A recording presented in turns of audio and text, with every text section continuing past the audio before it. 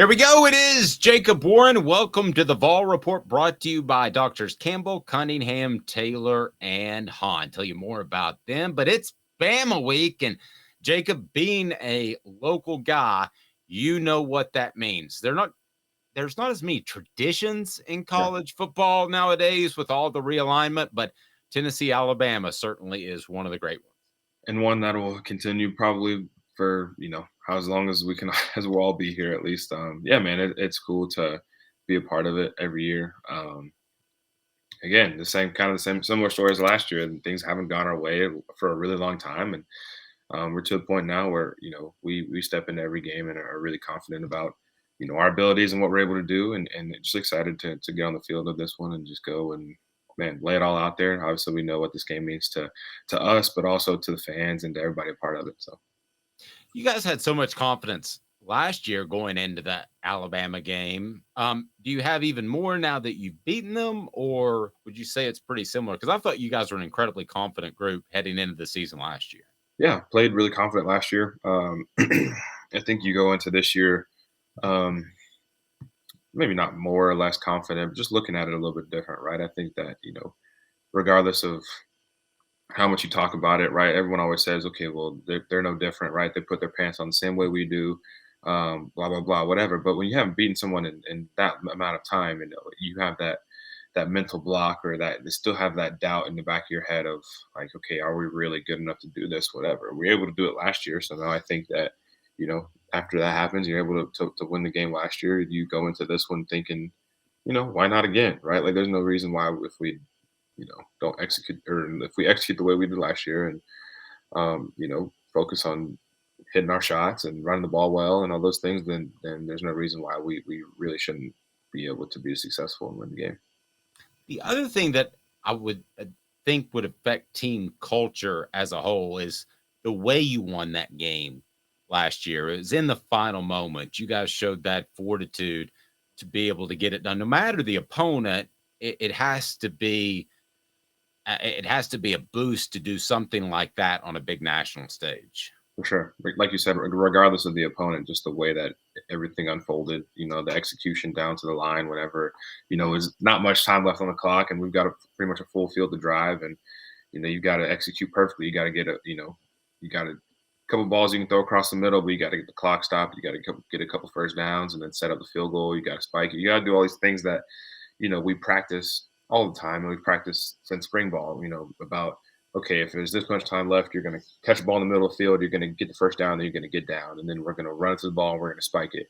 But if there's this many seconds on the clock, you can't spike it, you got to do this, right? Just the execution from everybody, from the quarterback to the O-line to the wide receivers to everybody, was really just special. And it is cool to see, regardless of the opponent, see that kind of come to fruition, for sure. What have you learned about Josh Heupel this year? Because last year it was chunk plays down the field. This year, it's a little more tailored to what you guys do well, and that's running the football. Yeah. What do you feel like you've learned about this coaching staff and their ability to adapt?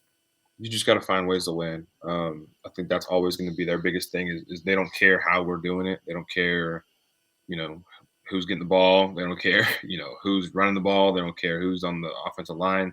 That's not how it is, right? It's truly just, we're just going to try to figure out how to win the game, and that's really cool. Like, that's how it should be, right? I think that's the standard in this game, and just in competition in sports in general, is just finding a way to win the game. And some Coach Hype is really, really good at, is just continuing to harp on the fact that, man, it's not going to be perfect, right? He's not going to be perfect as a coach.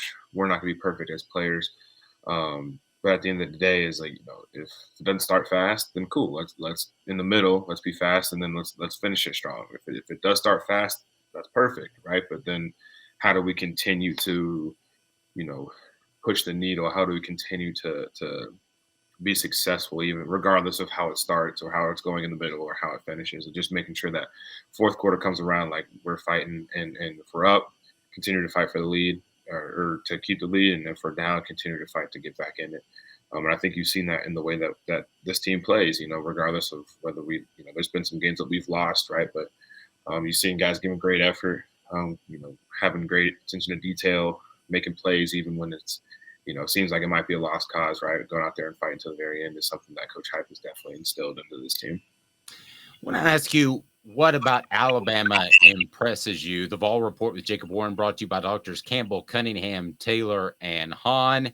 I'm telling you what, I don't have glasses or contacts. Love my LASIK. I underwent the procedure. They're local doctors that care. They can do cataract surgery as well. It's right down below, but you can go to ccteyes.com, ccteyes.com. So, Alabama, what is it that impresses you, particularly with this 2023 version of the Crimson Tide?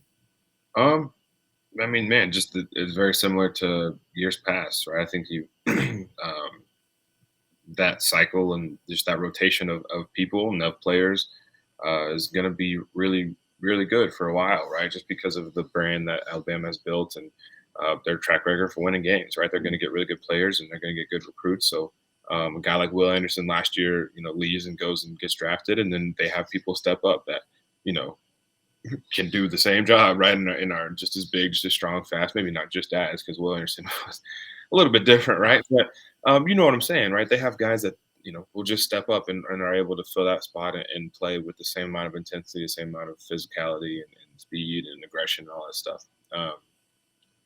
Just as you watch it, just understanding like, look, I've said it on here before too, right? Like, regardless of the nameplate on the back of the jersey, regardless of the color of the jersey, end of the day is, man, we're out there to play ball, and we earn our scholarships too. We earn all that stuff too. So just going out there and just trying to put our best foot forward, and it'll be a great fight, and it'll be fun. And you just got to do what you got to do, man. You got to go in there and just execute the game plan and make a couple shots, and hopefully a couple things fall your way, and you'll be successful. They have a new defensive coordinator, actually two coordinators, but a new defensive coordinator. Do they do things much differently than you've seen in the past? There's different tweaks and stuff, different things that, I think based on just personnel that they have and the strengths of the guys that they have, we'll do some different things. But you look at it and it's been the same, maybe not exactly the same, but it's been a similar style of defense for a really long time. And this family of defenses, goes around the league, and there's a lot of different teams that run similar defenses because they have similar, they recruit similar style players, and coaches have been at Alabama or have been with Nick Saban or have been wherever and have learned the system, and a lot of them run it. So it's good to see kind of games from last year and the years prior, and just kind of seeing how our plays fit and how we can be better, installing new plays based on things we learned last year, things we learned the year before. And as they develop, understanding that we got to develop too, and kind of add little wrinkles to our plan. Is it safe to say that Alabama throughout your career isn't necessarily trying to out scheme you defensively? They're just who they are. They're good football players, so they don't need to be tricky. That's accurate. Yeah, that's fair to say. Is they line up in what they line up in, and they say, look, all right, you try to be successful against it. We have better athletes than you. We're better trained than you. We're strong. Whatever. That's kind of the narrative that they push, and you know, they are successful, right? They do a great job, and they play a scheme that fits their guys pretty well. And it's just a matter, again, like I said, making tweaks and making little things that give you the advantage in specific things that you're going to get from them. At what point did you think that you and the offensive line, because you run block too, did you think you guys could be an elite running football team, Jacob? Because you're in the top 10 in several categories nationally, not just conference. Yeah. I don't really know if there's really a point that you realize it. I think you kind of just go about, again, you go about the games and you do what you do. And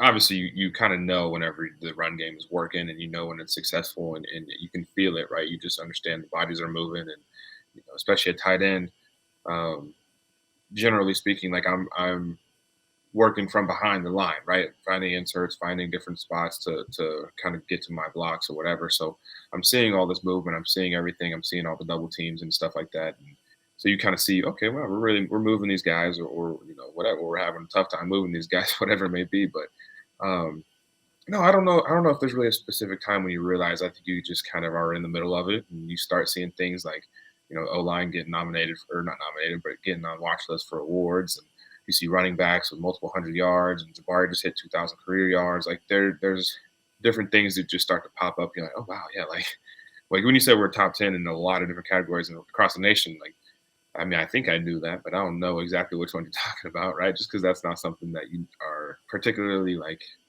you know doing or like looking at. You're kind of just you strive for it, and that's the goal. But just going out there and just executing, man, what's called and what's given to us. Well, I'll go ahead and tell you. Number 6 in the nation in rushing yards per game. That's pretty darn impressive. At what? And How much? what's that? How many is that? 231 yards a game. Cool. And this one's even better, really, because you're number 5 in average yards per rush Mhm. at 5.8. That's number 5 in the nation. Yeah. Those are crazy numbers if you really think about it. Yeah, that's really good, especially considering the defenses and stuff that we face day in and day out. And um, yeah, that's cool. I mean, that's something to be proud of for sure. Definitely having a part in that. Hopefully, it continues to go up, and we continue to kind of climb that ladder and be one of the top 5 in all of those for sure. Now, kind of on the flip side, you guys also happen to be number 1 in rush defense, but Alabama is number 2 in rush defense in terms of yards per carry at 3. So, is this a little bit of an old school game in that whoever can run the ball, we don't say this anymore Yeah. nowadays, but whoever can run the ball wins this game? And it's not even about.